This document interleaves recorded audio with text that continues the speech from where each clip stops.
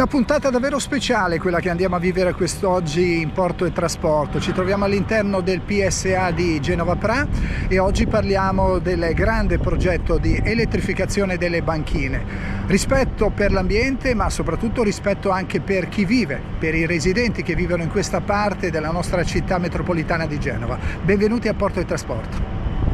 Fra le grandi opere che stanno cambiando il volto del porto e della città, oggi focalizziamo la nostra attenzione sul progetto di elettrificazione delle banchine all'interno del PSA di Genova Pra. Nel progetto di elettrificazione banchina, gli obiettivi sono quello di elettrificare le banchine stesse, consentendo di ridurre le emissioni sia in atmosfera sia acustiche attraverso lo spegnimento dei motori delle navi ormeggiate in banchina. 4 prese di connessione nave-banchina, possibilità di alimentare da terra 2 navi in contemporanea, predisposizione per alimentare 4 navi in contemporanea, energia erogata alle navi prevista in 7 milioni di kilowattora anno. Tra gli interventi progettuali che interesseranno il terminal PSA di Genova Pra, rammentiamo l'incremento del trasporto su ferrovia, una netta riduzione delle emissioni in atmosfera, mitigazione paesaggistica, attenuazione del rumore portuale.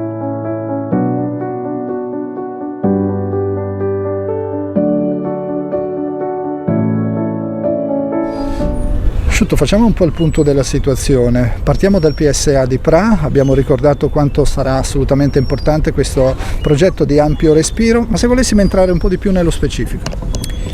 Assolutamente, il cold ironing è un percorso che l'autorità portuale di Genova e Savona ha avviato nel 2009 con il primo importante seminario a livello nazionale sull'argomento intitolato Un traguardo ambizioso, dare la luce alle navi, e oggi ci siamo. Abbiamo cominciato con degli interventi più semplici, per esempio il cold ironing dei rimorchiatori riuniti che vediamo qua alle nostre spalle.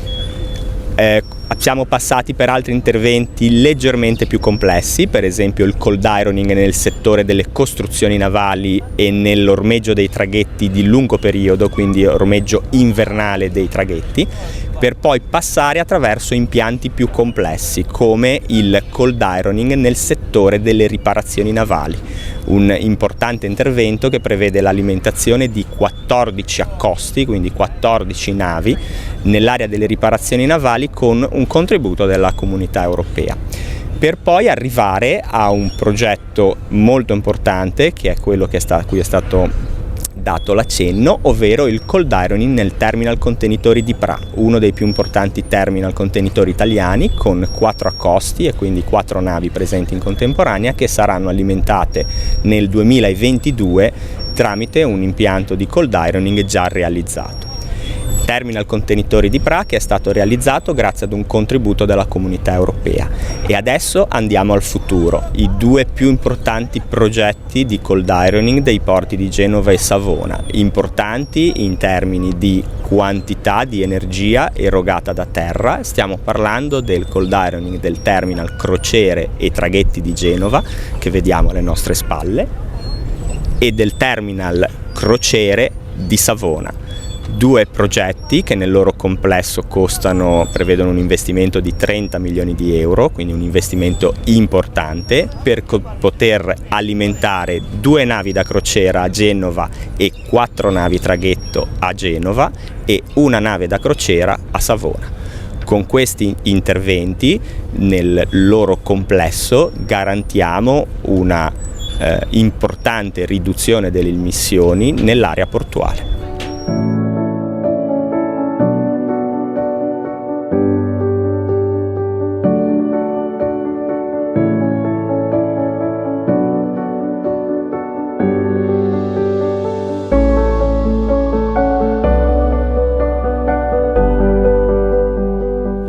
operatore come Terminal, insomma, vogliamo andare a identificare quali sono le attività e soprattutto le misure che adottate anche nei confronti della cittadinanza, dicevamo, per mitigare non solo gli effetti della vostra attività e allo stesso tempo ovviamente anche creare un rapporto però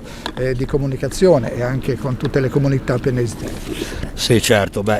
diciamo che il rapporto con la cittadinanza è avvenuto fin dai primi periodi in cui è nato il Terminal, in quanto ovviamente si sa che siamo andati a occupare una parte di uno spazio che era vissuto dalla cittadinanza, quindi con un'attività industriale che ovviamente può aver portato anche sicuramente del lavoro per le persone, ma anche per tutti gli abitanti un impatto di quello che può essere sia acustico, diciamo, e di pollution ambientale. Quindi i cosiddetti tavoli di coordinamento, di incontro per cercare di risolvere quelle che sono le problematiche sono da anni che sono diciamo in gioco. Negli ultimi anni è stato fatto un grosso passo avanti, anche perché sia il Terminal e in questo caso anche l'autorità portuale ha attuato tutta una serie di investimenti atti proprio a andare a cercare di annullare laddove possibile tutte quelle che sono queste possibili sgravi che a un certo punto possono andare a impattare sulla popolazione. Per quanto riguarda il Terminal, noi abbiamo completamente convertito tutto quello che era il parco dei mezzi che abbiamo visto prima a Cavaliere, a Piazzale, che erano mezzi a diesel, sono stati tutti elettrificati. Elettrificazione quindi vuol dire aver levato il rumore dei motori e aver eliminato completamente quello che è l'emissione in aria. Stiamo spingendo molto su la parte di ferrovia, in quanto sicuramente il treno può levare dei camion. Noi movimentiamo all'interno del terminal, girano circa 2000 camion al giorno in ingresso e in uscita, che ovviamente sia per quanto riguarda la strada, per quanto riguarda la pollution, è veramente una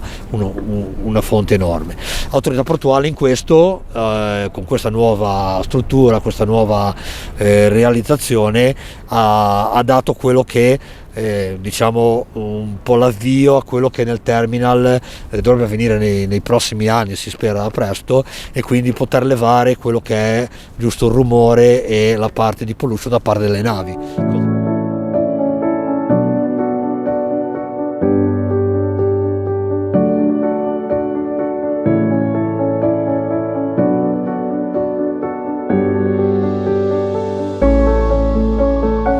Professore, oggi è una giornata bella e importante per andare ancora una volta a identificare quanto si sta facendo all'interno di questo nostro straordinario porto, ma soprattutto per quelli che saranno anche i progetti futuri, e questo ne è la testimonianza alle attrezzature che sono vicine a noi. Sì, direi che è un elemento importante, è un momento importante quello che stiamo affrontando oggi, stiamo vivendo oggi, perché diciamo corona un'attività che è quella relativa all'elettrificazione delle banchine, che è stata sviluppata finora, e apre naturalmente a nuovi sviluppi, a nuovi scenari. Bisogna dire che gli elementi di impatto ambientale legati allo stazionamento in banchina delle navi sono sostanzialmente due: le emissioni di inquinanti in aria e le emissioni di rumore.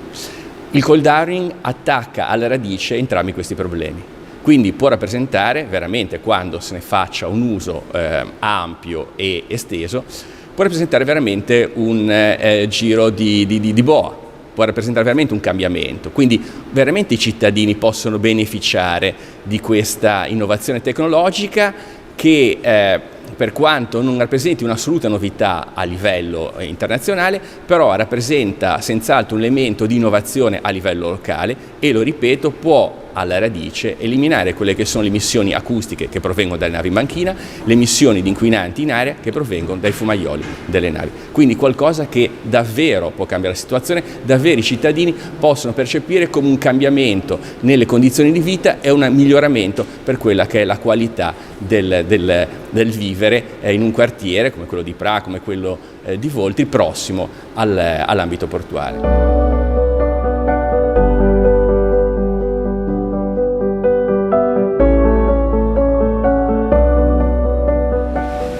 Parliamo di questa grande multinazionale presente qui ovviamente nel porto di Pra, che insomma lavora ormai da tanti anni per tutto quello che è anche il fattore non soltanto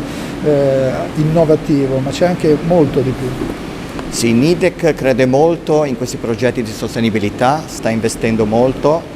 e i risultati stanno arrivando. Da molti anni ci occupiamo di cold ironing, sia con la fornitura di parti tecnologiche e ora anche di interi progetti.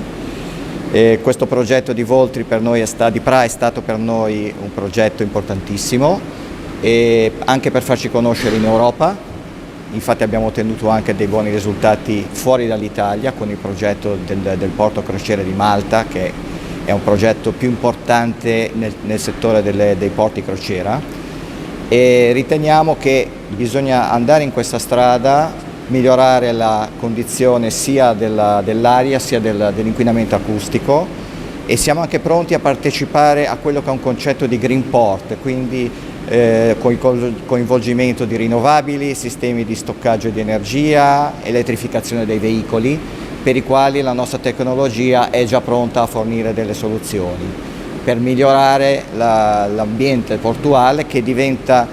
da un ambiente di lavoro, diventa un esempio per tutta la città,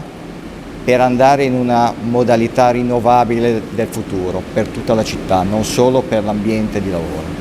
Quello che fate poi è anche tangibile, insomma, dal punto di vista proprio legato alla cittadinanza, che non avrà più il solito discorso legato ovviamente ai rumori e quant'altro, ma soprattutto saprà che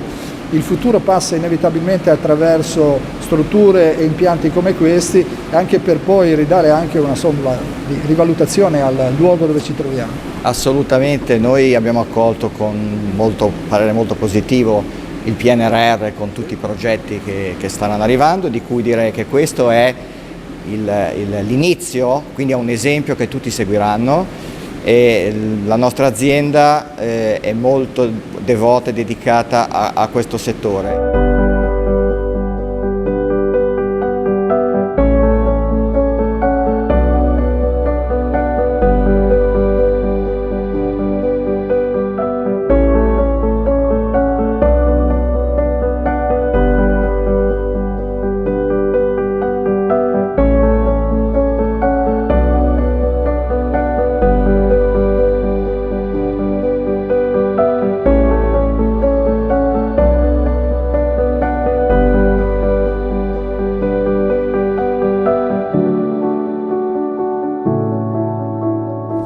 Siamo qui all'interno del PSA per andare ancora una volta a testimoniare l'ottimo lavoro che si sta facendo, non solo per il rispetto inevitabilmente per l'ambiente, ma anche per le persone che vivono qui a 300 metri di distanza. L'interazione porto-città nelle politiche della regione, ma di qualunque autorità di sistema portuale, è un nodo fondamentale. Non basta la pianificazione, che pure a monte permette di consentire lo sviluppo del porto con i suoi traffici e con le merci, con la convivenza della città, così vicina tra l'altro delle nostre realtà. Non abbiamo i porti del nord Europa così distanti dai centri abitati, la convivenza è fortissima, e questo comporta da un lato inevitabilmente ricadute in termini di rumore, inquinamento, e però il porto, sappiamo, è la prima industria della nostra regione, quindi dobbiamo potenziarlo, svilupparne l'economia, rendendolo convivente possibilmente con la città. Ecco che allora l'elettrificazione delle banchine, assieme all'uso di carburanti alternativi,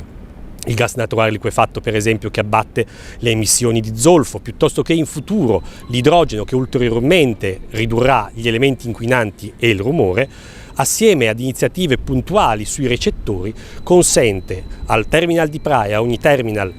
di Genova, Savona, ma anche su Spezia, di crescere nel rispetto della cittadinanza.